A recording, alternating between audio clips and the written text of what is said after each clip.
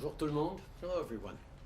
This morning we awoke to terrible news coming out of Pakistan. A Pakistan International Airlines plane carrying over 100 passengers crashed in a residential neighborhood in Karachi.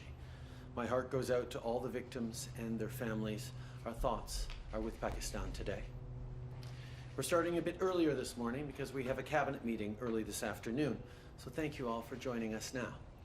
Last night, the premiers and I held our 10th weekly call since the beginning of the crisis. And we talked about what's been on everyone's mind lately, how we can safely reopen the economy. Over the past few months, Canadians have been doing a great job of staying at home, maintaining physical distancing, and listening to public health advice. And that means we can restart some activities. But we're not out of the woods yet. COVID-19 remains a serious health threat. We have to proceed with caution and keep listening to science, or we risk losing the progress we've made. So today, I want to outline what we know needs to happen to successfully reopen the economy and adjust to our new normal. First, we need to continue scaling up our testing capacity so we can quickly identify new cases and isolate them. We're working with provinces and territories to expand testing by procuring things like reagents and swabs. While some provinces have the capacity to meet their current needs, we're collaborating to ramp up testing so we can protect Canadians and effectively manage future outbreaks. Second, we need to accelerate our ability to do contact tracing. After we've confirmed and isolated new cases, we have to get in touch with everyone who may have been exposed to the virus and make sure they take measures to quarantine and monitor themselves for symptoms or get tested. While provinces and territories are managing testing and contact tracing differently, our government has trained federal employees who can make 3,600 contact tracing calls a day, 7 days a week. Statistics Canada has also an additional 1,700 interviewers ready to go who can make up to 20,000 calls a day. These federal resources are available to assist provinces and territories with any surges or backlogs or challenges they have in contact tracing. We're already helping to make calls in Ontario and stand ready to help anywhere else. Third, we have to ensure that data collected across jurisdictions is shared between provinces and territories. This will help us track the spread of the virus, adapt our response accordingly, and save lives. Aujourd'hui, je veux souligner ce qu'il faut faire pour réussir la réouverture de l'économie et s'adapter à notre nouvelle réalité. Premièrement, on doit continuer d'augmenter notre capacité de dépistage pour qu'on puisse rapidement détecter et isoler les nouveaux cas. Deuxièmement, on doit être capable de retrouver plus rapidement les gens qui ont eu des contacts avec des personnes atteintes de la COVID-19 pour qu'ils puissent s'isoler et surveiller leurs symptômes ou se faire tester.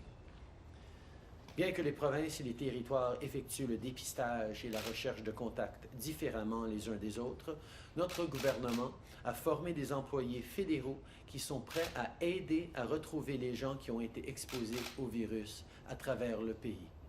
Ces employés peuvent effectuer 3600 appels par jour, 7 jours sur 7. En plus, Statistics Canada a rendu disponible 1700 intervieweurs qui pourraient effectuer jusqu'à 20 000 appels par jour. On a déjà effectué ces appels en Ontario et on offre notre aide à tous ceux qui en auraient besoin. Troisièmement, on doit faire en sorte que les données recueillies par les provinces et les territoires soient partagées à l'échelle du pays. Ça va nous aider à suivre la propagation du virus, à adapter notre réponse en conséquence et à sauver des vies. Now, Canada is a vast country, and some regions have been hit harder than others by the pandemic. That's why plans to relax restrictions vary from one jurisdiction to another. But in order for people to move around freely and start getting back to normal life, we have to improve our ability to quickly pinpoint the virus and isolate it. All premiers recognize how important this is, and I want to thank them for their engagement in this issue. Since the beginning of this crisis, all jurisdictions have been working towards one common goal: protecting Canadians. The next phase of our collaborative efforts is on testing, contact tracing, and data collection. And I've told the premiers that the federal government is here to support, facilitate, and fund this important work. Taking strong, collaborative action to expand testing and contact tracing is important for both Canadians and businesses to have confidence that we're on the right foot. They need to know that we have a coordinated approach to gradually reopen that is rooted in science, evidence, and the ability to rapidly detect and control any future outbreaks. Pour que les gens puissent recommencer à se déplacer plus librement et reprendre leur routine, on doit être en mesure de détecter et d'isoler rapidement les nouveaux cas. Tous les premiers ministres savent à quel point c'est important et on partage leur avis. Depuis le début de la crise, tous les ordres de gouvernement travaillent ensemble pour protéger les Canadiens. La prochaine phase de notre collaboration sera axée sur le dépistage, la recherche de contacts et le partage de données. Et comme je l'ai dit à mes collègues à travers le pays, le gouvernement fédéral sera là pour appuyer, faciliter et financer ce travail. C'est important pour les Canadiens comme pour les entreprises de savoir qu'on collabore pour accélérer le dépistage et la recherche des contacts. Les derniers mois ont été très difficiles pour tout le monde parce qu'on passe une période d'incertitude et la vie a basculé du jour au lendemain. On a donc mis en place des mesures pour aider les gens pendant la crise, que vous soyez aux études ou à la retraite, avec ou sans emploi. Si vous avez besoin d'aide, mais vous ne savez pas trop par où commencer, on a un nouvel outil en ligne pour vous aider. Vous n'avez qu'à vous rendre au canada.ca/coronavirus prestations pour y accéder. Vous pouvez répondre à quelques questions et l'outil vous donnera une liste de programmes auxquels vous êtes admissible. Over the past few months, we've set up a number of programs to help everyone from students to parents to seniors get through this crisis. If you need support but you're not quite sure where to start, we now have a new online tool to help you. Just go to canada.ca/coronavirus benefits. You'll find a list of a few simple questions, and the tool will generate an array of programs for which you may be eligible. I want to close today by addressing the significant increase in acts of racism against Asian Canadians. Over the past few weeks and months, businesses, buildings, and statues have been vandalized. People have been verbally abused and physically attacked. It's unacceptable. Hate, violence, and discrimination have no place in Canada. This is not who we are as Canadians. I want to thank those who have stood up against violence and exposed what is happening in our communities. We need to speak out against racism wherever it is found so we can stop it. To Asian Canadians across the country, know that we all stand with you. We will not let hate divide us. Merci tout le monde. Thank you, Prime Minister. We'll now go to the phone for questions. Operator? Thank you. Merci. Première question, Marie-Estelle Le Devoir. Oui, bonjour, M. Trudeau. J'aimerais continuer sur la question du dépistage et du traçage. Vous dites donc qu'il y a été question de traçage hier dans votre conversation avec les premiers ministres provinciaux. J'aimerais savoir, on en avait parlé il y a quelques jours, quelques semaines, est-ce que vous en êtes venu à une entente sur une espèce de stratégie nationale de traçage des contacts? Et est-ce qu'il y a eu une entente quant à l'idée d'avoir recours à des applications mobiles pour faire le traçage? Est-ce qu'il y a une entente entre le fédéral et les provinces là-dessus? Et si oui, est-ce qu'on parle d'applications obligatoires ou volontaires? Ou sinon, pourquoi pas d'entente sur une application mobile? Merci. À travers le pays, nous avons maintenant la capacité de faire 60 000 tests de dépistage par jour. Mais on n'est pas encore arrivé à ce niveau, en partie parce qu'il y a plusieurs régions qui n'ont pas besoin d'augmenter leur débit de dépistage parce qu'ils ont la situation plus sous contrôle. Et dans d'autres régions, on est là pour appuyer avec les éléments nécessaires. On a parlé aux provinces hier soir et depuis plusieurs semaines maintenant pour savoir exactement quels sont leurs besoins par rapport au dépistage et aussi par rapport à la recherche de contacts. Nous avons, comme j'ai dit, mis sur pied un réseau de fonctionnaires qui sont prêts pour aider les provinces dans leurs besoins de dépistage. Mais la première étape, c'est de bien comprendre quels sont les besoins, quels sont les plans des différentes provinces. On est en train de travailler de proche avec l'Ontario sur la recherche de contacts et on serait là pour aider n'importe quelle autre province qui en aurait besoin. On a juste besoin qu'ils nous fassent une demande pour augmenter le débit de leur recherche de contacts. Par rapport à l'application, on continue de travailler là-dessus et on devrait avoir des choses à dire dans les semaines à venir. We have, from the very beginning, highlighted how important it is to increase testing capacity. We have currently a testing capacity around 60,000 tests a day, but that capacity hasn't been reached yet anywhere in the country because we have a number of provinces that don't have to augment all that much their testing capacity because things are under control, but everyone needs to be ready in case there is a surge, which is why we're moving forward on ensuring that there is that testing capacity and we continue to ramp it up. In regards to contact tracing, we know that that is an essential element as we move forward. We're working very closely with Ontario. We've developed a public service approach federally that is there to support the mechanisms in the province to do that contact tracing, and we're ramping it up.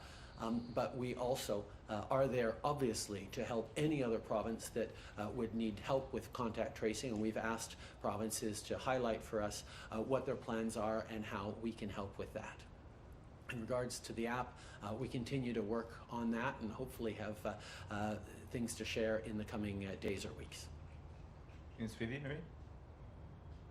Ouais, sur un autre sujet, alors, on se prépare au retour du Parlement lundi. Une des propositions qui est sur la table, c'est de siéger en permettant maintenant de discuter, de voter, de déposer des projets de loi sur tous les sujets, pas seulement sur la pandémie. Ces derniers jours, quand il y a d'autres sujets qui sont abordés, c'est vite mis de côté sous prétexte qu'en ce moment, le comité plénier ne fait qu'à parler de la pandémie. Donc, j'aimerais savoir, est-ce que vous êtes d'accord qu'il est peut-être temps de reprendre les activités en élargissant le spectre des sujets qui doivent être traités en études parlementaires? Est-ce qu'on devrait, à partir de maintenant, pouvoir parler de tous les sujets et sinon, pourquoi pas pouvoir parler d'autre chose que la pandémie? D'abord, on est dans une situation où la pandémie, c'est la réalité de tous les jours pour les Canadiens. Nous devons d'agir et de réagir en conséquence de cette situation d'urgence. Et c'est sûr que c'est la priorité pour nous en tant que gouvernement d'aider les Canadiens pendant cette crise, mais c'est aussi la priorité de tous les parlementaires. Mais les conversations sont en train d'avoir lieu entre les différents partis à la Chambre pour regarder comment nous pouvons reprendre notre travail et de quelle façon nous allons le reprendre. Les Canadiens savent très bien que nous avons besoin d'un Parlement qui fonctionne bien pendant cette crise et c'est exactement ce que nous recherchons à faire. Merci. Prochaine question. Operator. Thank you. Merci. Prochaine question, Émilie Bergeron, Agence Suivi. À vous. Oui, bonjour, M. Trudeau. Vous insistez depuis plusieurs semaines sur l'importance de faire plus de tests. Or, dans plusieurs cliniques, il n'y a pas un taux de fréquentation très élevé. À certains endroits, c'est peu fréquenté, même dans la région du Grand Montréal. Qu'est-ce que vous dites aux Canadiens qui hésitent à aller se faire tester? Nous avons besoin de faire beaucoup plus de tests de dépistage. C'est comme ça que nous allons pouvoir contrôler la réouverture de l'économie, contrôler l'expansion du virus. C'est important.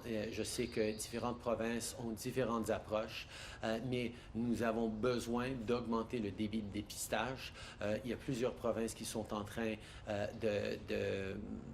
d'étendre la portée des dépistages pour que tous ceux qui voudraient se faire tester puissent le faire, mais ça va être important aussi d'utiliser ces procédures de vérification et de recherche de contact pour encourager les gens qui pourraient être atteints de la COVID-19 sans le savoir, de se faire tester aussi.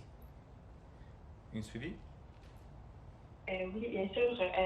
Avec le taux de chômage qui, on le sait, va augmenter de façon assez fulgurante, considérez-vous de abaisser les seuils d'immigration et que pensez-vous de cette idée qui a été évoquée du côté du Québec hier?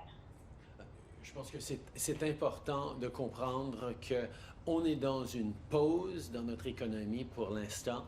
Il y a énormément de gens qui doivent rester chez eux, qui ne peuvent pas travailler.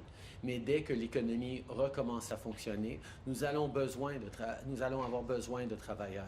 Je sais et j'ai énormément confiance que l'économie canadienne va rebondir et les nouveaux arrivants font toujours une partie importante du travail et de la croissance que nous allons avoir. Nous allons continuer de fixer les seuils à des niveaux responsables qui permettent à cette croissance économique, à ces opportunités pour les Canadiens et pour ceux qui arrivent d'outre-mer. Les nouveaux arrivants créent des emplois au Canada. Ça a toujours été le cas et ce sera encore le cas dans l'avenir. Merci. Prochaine question. Operator? Thank you. Merci. Next question, Ryan Tilty, National Post, line open. Yeah, good morning, sir. I'm wondering, the negotiations are ongoing over the reopening of Parliament, which is set to start on Monday. I'm wondering what your position is. Do you want the status quo to continue? Do you want to see some sort of larger Parliament, some sort of hybrid model? What are you looking for? I think we want what Canadians want, to make sure that there is a functioning Parliament that will ensure that questions and preoccupations from across the country get heard. There are certainly non-COVID things we could be moving forward on, but I think the focus will always need to be on this exceptional situation we're in and our government's and our country's response to that. Those discussions continue to be ongoing, and I know that all parties are united in wanting to ensure that we continue, as we have been, to demonstrate that our democracy is strong and our institutions are functioning, not just despite the crisis, but because of the crisis. Évidemment, il y a plusieurs enjeux dont il va falloir qu'on discute dans les semaines à venir. Pas toutes sont directement liées à la COVID-19, mais la priorité restera toujours cette crise, cette pandémie dans laquelle nous sommes en train de vivre actuellement. Nous continuons les discussions avec les autres partis parce que tout le monde sait qu'on doit avoir un Parlement qui continue à fonctionner. Ça fait plusieurs semaines maintenant qu'on siège 3 fois par semaine. On va continuer de vouloir faire le travail important pour assurer qu'on est en train de faire les bonnes choses pour aider les Canadiens d'un bout à l'autre de ce pays. Thank you. Ryan, next question. Yeah, I'm just wondering, sir, do you envision an end to the virtual parliaments and more sessions in person? Do you see some sort of hybrid model? What do you physically expect Parliament to see in the coming weeks? And do you think it should extend its sitting through the summer? These are conversations that are ongoing between all party leaders. I think obviously we will be physically present in reduced numbers regardless of what the final decision is by all parties. There will have to be a way for parliamentarians across the country to express the concerns and ask questions on behalf of their constituents. These are the kinds of things that we're working out, and I know just as we have been able to sit over the past weeks 3 times a week and continue the functioning of our Parliament, we will be able to continue that into the coming weeks. De la même façon que nous avons pu répondre aux questions et assurer que les Canadiens de tous les coins du pays soient représentés au Parlement depuis les dernières semaines, nous allons continuer de travailler pour assurer que notre démocratie fonctionne bien dans les semaines à venir. Thank you. We'll take one more question. Thank you. Merci. Next question, Jordan Press, the Canadian Press, line open. Good morning, Prime Minister. Just on the contact tracing, can you provide some specifics about the timelines that your government is going to make sure that all these separate efforts in provinces are actually consistent, not siloed, and that the federal government is actually making sure there's a national effort to ramp up testing? Well, we know that part of the reopening of the economy will involve Canadians traveling more within their provinces and potentially across the country. That's why we need to have a national approach that is going to be able to have comparable data right across the country and comparable tools. Even in regions where the spread of the virus seems very much under control right now, there could be a resurgence. And when that happens, we need to be able to respond quickly and comprehensively. And that's very much what the federal government is working on. We know, and we've heard from provinces, that contact tracing is a challenge in terms of delivering the bodies necessary to make the phone calls, to trace everyone a positive test could have been in contact with in the previous days. That's why we've put forward the logistical support to be able to deliver that to any province across the country. A follow-up, Jordan? As my follow-up, I want to go to something else. Last week, the Premier of Nova Scotia said he would wait and see whether Ottawa is willing to hold a public inquiry into the mass shooting in his province. So very simply, Prime Minister, will you commit that your government will lead an independent public inquiry into the shooting? People have many questions about what happened in Nova Scotia, and we're encouraging the RCMP to do its work on the initial investigation. But as we move forward, there will of course be larger questions to ask, and we will work with the government of Nova Scotia on getting those answers. Nous savons que la GRC doit continuer de faire son enquête sur ce qui s'est passé précisément en Nouvelle-Écosse, mais évidemment, il y aura de plus grandes questions et le gouvernement du Canada est tout à fait ouvert à travailler avec le gouvernement de la Nouvelle-Écosse pour trouver ces réponses-là. Good morning, Prime Minister. Salima Shifty, CBC. I want to go back to contact tracing. You're offering several thousand federal employees to help with that, but if only Ontario has signed on and not Quebec, how does that square with the immediate improvement that you were talking about earlier? And is the message of urgency being lost here? We have been reaching out over the past week to all provinces to determine what their plan is on contact tracing, what exactly they are doing, and whether or not they need more help. We have highlighted that we have more resources that can be deployed immediately. They've been in place for a while, and we certainly hope to hear back from the provinces that could need this quickly to tell us whether and how they want us to help. A number of provinces have, some have not yet. Okay. Nous avons depuis plusieurs jours indiqué aux provinces que nous avions ces ressources disponibles pour eux. Nous leur avions demandé directement quels sont leurs plans par rapport à la recherche de contacts, quelles sont leurs capacités et est-ce qu'ils ont besoin ou est-ce qu'ils veulent avoir plus de ressources par rapport à ça. Il y a plusieurs provinces qui nous ont répondu, d'autres qui ne nous ont pas répondu encore, mais on espère pouvoir aider à travers le pays, particulièrement là où il y en aura besoin. On digital tracing, Apple and Google have actually said that their tracking platforms will require one app per country, and there is a need for this to happen quickly. Obviously, we've been waiting on an announcement for this for weeks. People need to download the app. Will Ottawa step in and impose one app for provinces to use to make digital tracing as effective as possible?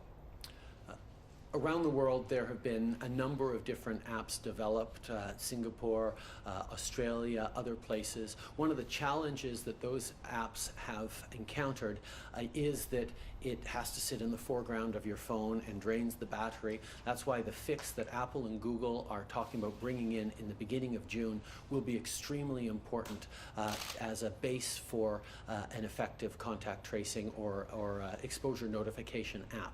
We are working with a number of different partners on potential apps. We're working closely with Apple and Google on the update that they will be bringing forward, and it is our expectation that when the time comes for that to be released, we will be able to recommend strongly to Canadians a particular app that will help us manage the spread of COVID-19. Okay. Les applications qui ont été développées à travers le monde pour contrer la COVID-19 serait amélioré s'il se reposait sur un changement que Google et Apple sont en train d'amener à leur système opérationnel. C'est quelque chose qui devrait sortir au début du mois de juin et nous nous attendons à pouvoir recommander une application pour les Canadiens à ce moment-là pour pouvoir aider avec le contrôle du virus. Glenn McGregor, CTV News. Prime Minister, I want to ask about the situation in Hong Kong. As you know, the Chinese government is considering very serious security legislation that's going to really change the situation on the ground there for, at least for the 300,000 Canadians who are there now, and could very likely end the one country, two systems arrangement that they've had for a while. What's your message to Beijing now, and would you consider any kind of sanctions or any formal diplomatic rebuke if the government proceeds with this? We are concerned with the situation in Hong Kong. We have 300,000 Canadians who live in Hong Kong, and that's one of the reasons why we want to ensure that the one country, two systems approach continues for Hong Kong. We have long called for a de-escalation of tensions and genuine dialogue with Hong Kong, between Hong Kong citizens and Beijing. We continue to call for that, and we will keep monitoring the situation closely. Nous sommes très préoccupés par la situation à Hong Kong depuis longtemps parce que nous avons 300 000 Canadiens qui vivent à Hong Kong. Évidemment, l'approche d'un pays, deux systèmes qui a longtemps gardé Hong Kong dans son caractère distinct continue d'être extrêmement important. Nous avons souligné à Beijing à quel point c'est important de continuer un dialogue avec les citoyens de Hong Kong et de chercher à réduire les tensions et non à les augmenter.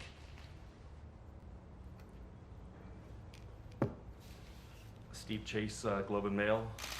Prime Minister, I want to ask you what you're doing to protect the intellectual property that's being generated by this $1.2 billion you've poured into COVID-related research. Canada's one of Canada's spy agencies, CSIS, sent a note to bulletin to university researchers and academics, warning them that there are increased risks right now, and particularly because people are working from home, particularly because there's a lot of international collaboration taking place. The FBI sent out a similar warning, but unlike Canada, they actually identified the country they're most concerned about as China. So my question for you is, what are you doing to protect us? Can you tell us anything about the breaches that have taken place so far? And are you going to build some kind of international coalition with other countries to confront China? We have long been concerned about intellectual property protections in Canada. That's why we've increased the funding for the CSC, which is a communication security establishment that watches over cyber attacks and makes sure that our systems are safe. The CSC is among the best intelligence agencies in the world in terms of that, and work constantly with partners all around the world, with Five Eyes and others. We will continue to make sure that they have the tools necessary to keep Canadians and our institutions safe, and part of that involves notifying, but part of that involves working behind the scenes to keep Canadians' information and data protected. We will continue to ensure that they have the tools to do their work. Bonjour M. Trudeau, Louis Blouin de Radio-Canada. Vous êtes en train de négocier avec les partis d'opposition en vue pour la suspension des travaux. La question de la prestation canadienne d'urgence, est-ce que ça fait partie de vos négociations? Le Bloc vous demande d'établir un modèle qui serait plus progressif pour permettre aux gens, inciter les gens à retourner au travail. Est-ce que c'est dans vos cartons ça, actuellement? Et quand allez-vous nous annoncer votre décision à cet égard-là? Je pense qu'il y a deux volets aux négociations par rapport au retour du Parlement. Nous, on se concentre sur les éléments de la structure pour permettre au débat, pour permettre à tous les Canadiens de tous les coins du pays de se faire représenter dans un Parlement qui serait probablement un hybride entre des gens en personne et des gens qui seraient là par vidéoconférence. Et la plupart des discussions se concentrent sur la technologie et les décisions prises par rapport à la logistique de ce retour du Parlement. Évidemment, il y a on continue d'avoir des partis qui ont des suggestions et des recommandations pour améliorer les programmes pour les Canadiens, pour mieux aider les Canadiens et les entreprises lors de la reprise. C'est exactement ce sur quoi on continue de travailler avec eux, mais nous, on préfère séparer un petit peu les discussions sur le retour du Parlement et les discussions sur la modification des politiques précises. I think there are two things that are being discussed that are a little bit blended in some people's views that we tend to keep a little more separate. There are reflections on how Parliament is coming back, how we will ensure that our institutions and democracy continues to function strongly as it has over the past few weeks with 3 sessions a week. We know that going forward we're going to keep working and need to bring forward new issues. And then there is the other reflection on proposals and suggestions made by other parties on how to improve the benefits we're sending to Canadians, how to facilitate the reopening of the economy, and those conversations will continue on a separate track. Hier, le premier ministre du Québec, François Legault, a dit qu'il était en compétition avec la PCU, que ça nuisait au retour au travail. Qu'est-ce que vous répondriez à M. Legault? On est dans une situation où des millions de Canadiens sont au chômage, ou des dizaines de milliers d'étudiants qui comptaient sur un emploi d'été cette année pour pouvoir payer leur loyer, pour pouvoir payer leurs frais de scolarité et leurs manuels scolaires, ne vont pas avoir d'emploi d'été. Nous avons besoin d'être là pour appuyer ceux qui en ont besoin et c'est exactement ce que nous faisons. Le taux de chômage chez les jeunes s'approche du 35%. Les jeunes veulent travailler, ils veulent contribuer, mais ils doivent avoir l'appui nécessaire. C'est pour ça qu'on a mis de l'avant la prestation canadienne d'urgence pour les étudiants. I think we know that millions of Canadians are off work right now and tens of thousands of students who were relying on summer jobs to be able to pay for their groceries, their rent, their tuition fees, are not going to be able to find those any summer jobs. We needed to make sure that we're supporting those students so that they can continue in their path to higher education, so that they can continue to contribute to society. I know lots of young people want to contribute. That's why we're creating more jobs, more opportunities for them to develop experience. But we also needed to make sure that they were supported during this summer of unemployment, and that's exactly what we've done. Hi, Prime Minister. Crystal O, Global News. The number of cases of COVID-19 among military members helping in Ontario and Quebec long-term care homes has doubled in the past week. Why is the military not yet receiving hazard pay when they are clearly at an increased risk? These are discussions that are ongoing within the military. We need to thank the women and men of the armed forces for stepping up yet again whenever they are called on to go into difficult or risky situations to do the work of protecting Canadians. This is what they're doing. We thank them and we salute them. And you've had several calls this week to advance Canada's candidacy for the UN Security Council seat. As any diplomat who's tracked these votes knows, there's a heavy amount of horse trading for support. So what is Canada offering? Financial aid, votes for other candidates? What will you offer Arab countries this afternoon for their support, and what did you offer other countries and leaders earlier this week in exchange for their support? From the beginning, Canada has framed our engagement for the UN Security Council as a means to an end. And what we are doing is demonstrating how we see the importance of multilateralism around the world, how we see a need to work together across borders to improve the situation both during this COVID crisis and contribute to a better world moving forward.